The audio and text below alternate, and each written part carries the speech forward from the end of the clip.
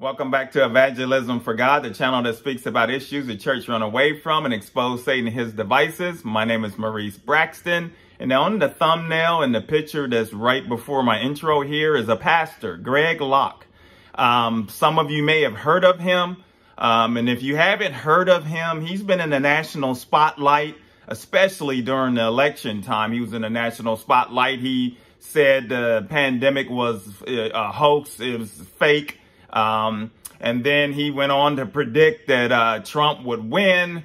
And then he absolutely stood on that. And then he recently made a video where he said, I know I made the prediction. I know I did these things. And I said that he won.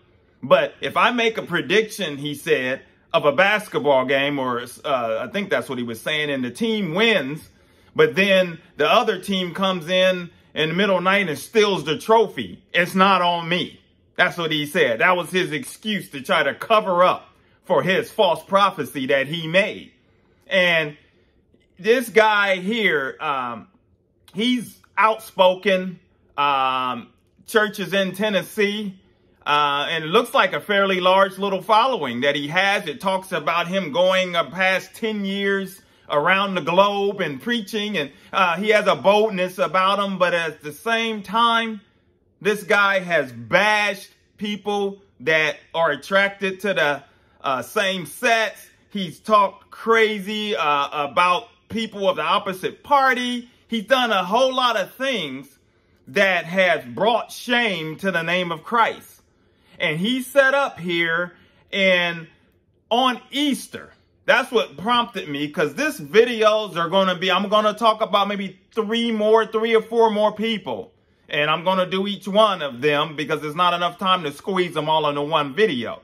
But on Easter, he made national news again because he has claimed that prior to this that he would not talk about politics no more within the church realm and stuff.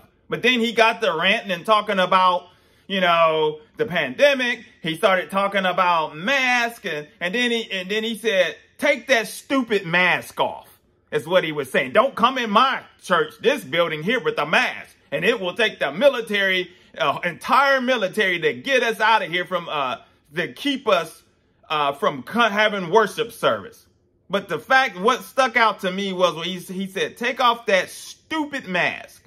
And whatever side you believe on the pandemic or wearing masks and things of that, but I just, thinking of 1 Timothy chapter 3 and what the requirements of a bishop and the requirements of a leader within a church. And this is not an example. This guy is not what you would call a leader for the church.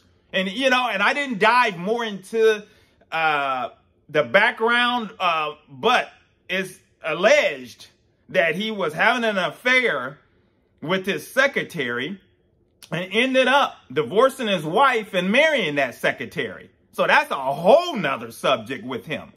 So this guy is out with the predictions, still standing on it, making false claims of everything, talking crazy about everything. And it made me think, because I thought of that. What made me prompt this was on Easter, when I was a young minister. And I remember my pastor telling all of us on Easter service, he told us the day before the service, he said, we're going to have a lot of people here at the church, some that may have not been to church in a while, some that may have never been to church. But I want you guys to be careful on how you come across and how you speak, and don't do anything to push people away or, bring shame to the name of Christ.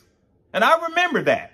So with this guy yelling at somebody, talking about, take that stupid, talking to the media or whoever, take that stupid mask off, talking like that and talk. What if it was somebody that just came into his church off the street and they don't know anything about him, or they new in town, they don't know, they just want to visit a church, and maybe their belief is they think that they should have a mask on. They think that they should follow certain things, and they walk in and hear that from a pastor talking crazy.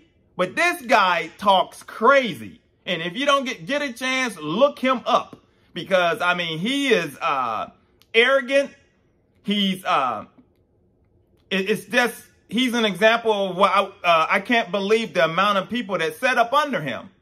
And that's the thing within the church realm, you know, in every sector, there's bad people bad apples in every sector.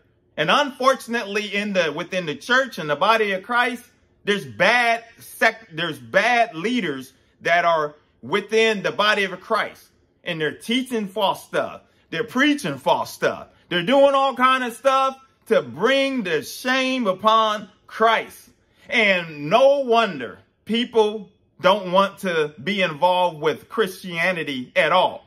Pastors like that, you see that kind of stuff and hear that kind of stuff, you think, man, I'm glad I'm not a Christian. I don't want to be no part of that. I don't care how many good works he claims that they're doing, and all of this stuff is minimized because the bad outweighs the good.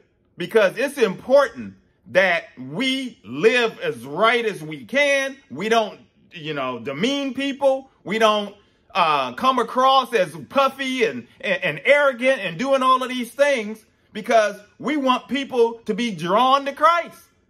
And that's the goal.